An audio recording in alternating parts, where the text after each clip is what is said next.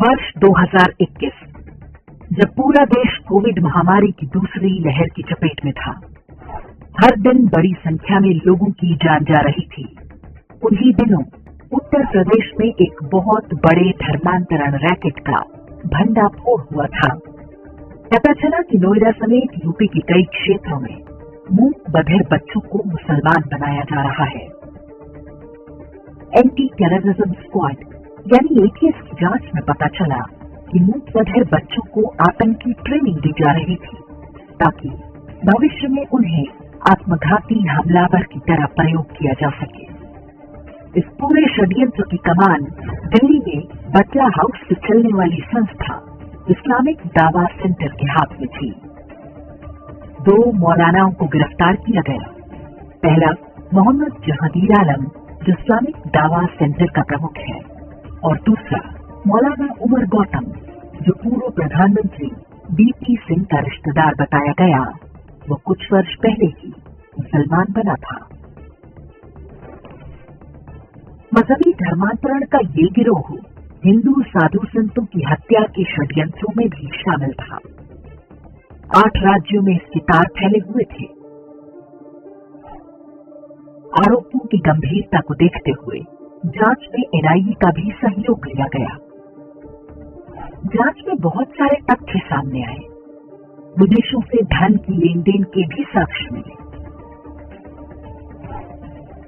11 सितंबर 2024 को लखनऊ की NIA court ने 12 आरोपियों को आजीवन कारावास और 4 आरोपियों को 10-10 साल जेल की सजा सुनाई।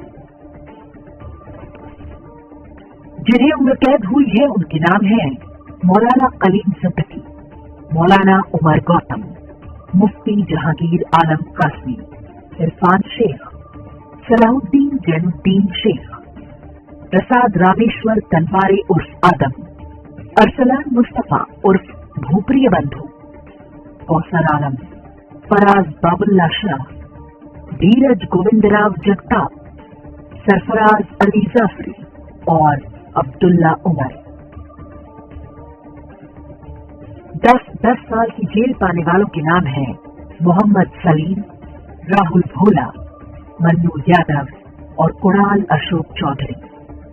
अपराधियों के नामों से आप समझ सकते हैं कि किस तरह से लोगों को भ्रमित करके धर्मांतरण के जाल में फंसाया जाता रहा होगा।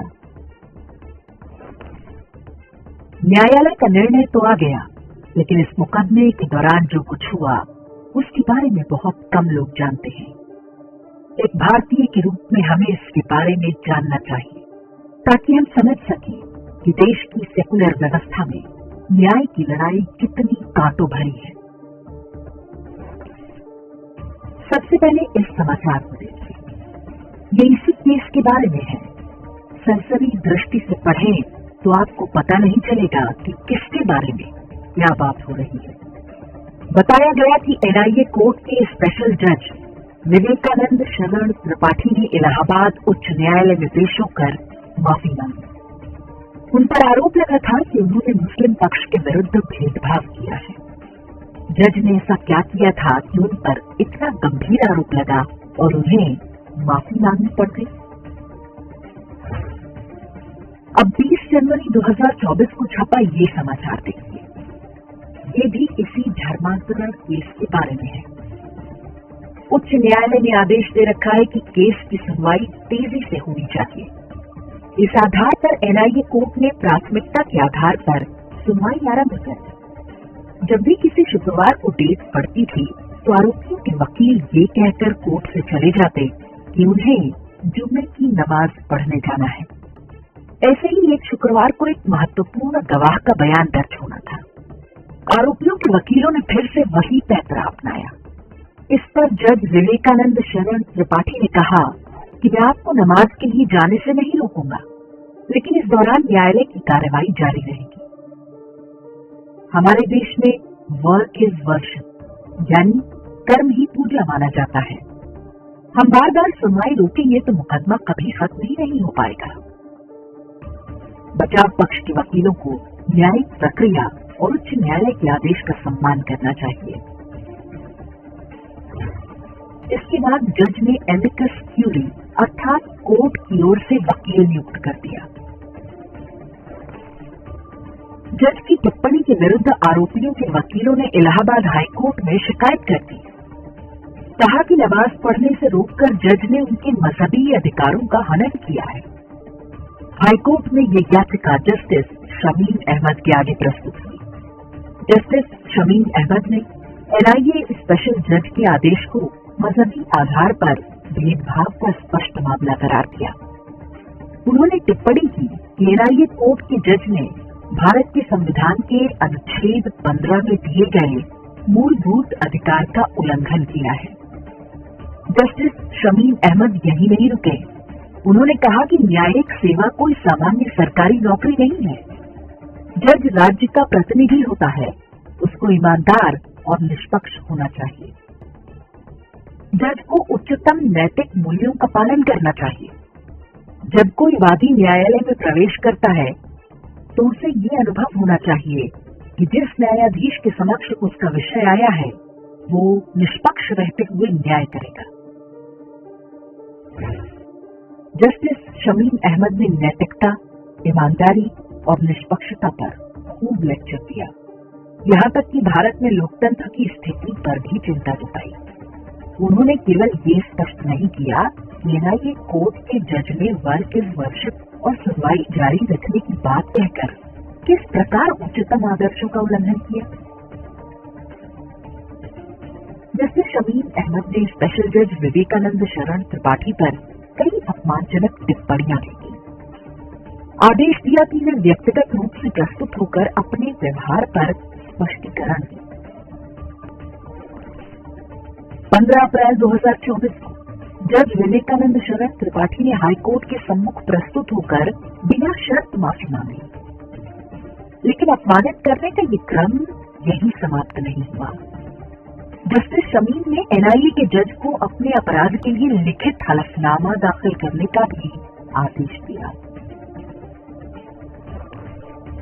मीडिया में इन समाचारों की कोई विशेष चर्चा नहीं हुई। ये एक तरह की सेल्फ सेंसरशिप होती है ताकि लोगों को पता ही न चल पाए कि कानून और न्याय किस तरह काम करते हैं। केवल इक्का दुक्का वेबसाइट्स पर ये समाचार आया। हमारी न्यायपालिका एक वर्ग विशेष के अधिकारों को लेकर कितनी सजग रहती है, ये किसी से छिपा नहीं है। आईएसआईएस के आतंकवादियों को जमानत देने के समाचार तो हम देख ही चुके हैं। हमारी सर्वोच्च न्यायालय तो एक हिंदू बच्ची से बलात्कार और उसकी हत्या करने वाले मजहबी व्यक्ति को ये कहते हुए छोड़ चुकी है कि every Sinner has a future. ऐसे में यदि वे हिंदू बच्चों का धर्मांतरण करके उन्हें मानव बम बना रहे हैं तो कौन सा पहाड़ टूट पड़ा। कोई जज यदि इस पूर्वाग्रह को तोड़ने का प्रयास करता है तो गलती उसकी है। अब इस समाचार को देखिए। एनआईए जज के बेटे ने घर में फांसी लगाकर आत्महत्या कर ली क्योंकि जेईई में उसका सिलेक्शन नहीं हो पाया। ये घटना हाईकोर्ट में माफी मांगने के लगभग 10 दिन बाद की है। हमें नहीं मालूम कि कर्तव्य पालन के लिए पिता के सार्वजनिक अपमान और बेटे की आत्महत्या के बीच कोई संबंध है या नहीं, किंतु आप समझ सकते हैं कि जब भी ऐसा कुछ होता है तो किसी परिवार पर किस तरह का प्रभाव पड़ता है। जज की बेटे की मौत का दोषी आप किसे मानते हैं, ये निर्णय हम आप पर छोड़ते हैं। और अब लखनऊ की सड़क पर मचे हंगामे का ये वीडियो देखिए। इससे आपको पता चलेगा कि जस्टिस शमीम अहमद ने जिस नैतिकता, निष्पक्षता और उच्चतम आदर्शों की बातें की थी उनका पालन कैसे होता है। ये वीडियो हमें सोशल मीडिया से प्राप्त हुआ है। बताया जा रहा है कि लाल टी शर्ट में जो सज्जन दिख रहे हैं वो माननीय जस्टिस शमीम अहमद और हरी टी शर्ट में दिख रहा व्यक्ति उनका सुपुत्र है। उसका नाम हमें पता नहीं, अन्यथा हम उसके आगे भी माननीय अवश्य लगाते, क्योंकि कॉलेजियम सिस्टम की कृपा से हो सकता है वो भी जल्दी ही जज बन जाए। वीडियो में मेम साहब, कोर्ट के कर्मचारी और कई पुलिस वाले भी देखे जा सकते हैं। आप देख सकते हैं कि कैसे माननीय जज साहब और उनके माननीय सुपुत्र बीच सड़क पर एक गाड़ी वाले को धमका रहे हैं। वीडियो में उच्चतम आदर्शों पर आधारित माँ बहन की गालियां भी दी गई हैं। हम उन्हें आपको नहीं सुना सकते। ये भाषा संभवतः जज साहब को ही शोभा देती है। एक सामान्य व्यक्ति यदि सड़क पर गुंडागर्दी करता है तो उस पर एफआईआर होती है और वो जेल जाता है, लेकिन जज साहब के साथ ऐसा कुछ नहीं हुआ। कुछ दिन बाद समाचार आया कि जस्टिस शमीम अहमद का चेन्नई हाईकोर्ट स्थानांतरण कर दिया गया है। वो जाना तो नहीं चाहते थे, लेकिन जाना पड़ा। ट्रांसफर एक रूटीन प्रक्रिया होती है, इसे सजा नहीं माना जा सकता। जस्टिस शमीम अहमद जिन उच्चतम आदर्शों का पालन लखनऊ में कर रहे थे, आगे भी उसे जारी रखने के लिए स्वतंत्र होंगे। अब जबकि मूक बधिर बच्चों को मुसलमान बनाने और उन्हें मानव बम बनाने के इस षड्यंत्र पर निर्णय आ गया है, एक सजग नागरिक के रूप में हमें आगे इस केस पर नजर रखनी होगी। उनका तंत्र बहुत मजबूत है, वो कुछ भी कर सकते हैं। महंगे वकीलों की फौज लगाकर न्याय व्यवस्था को बंधक बना सकते हैं, पीड़ितों को डरा धमका सकते हैं। देश का पूरा कांग्रेसी वामपंथी इकोसिस्टम उनके साथ है। हम न्यायपालिका का सम्मान करते हैं, लेकिन किसी भी सम्मान के साथ कुछ शर्तें भी लागू होती हैं। यदि न्यायपालिका आतंकवाद और बलात्कार के आरोपियों के प्रति उदारता दिखाएगी तो प्रश्न उठना स्वाभाविक है। साथ ही एक समाज के रूप में हमें सोचना होगा कि 1/3 भूमि देने के बाद भी हम मजहबी षड्यंत्रों से छुटकारा क्यों नहीं पा सके, और तब तक इस स्थिति को सहते रहेंगे।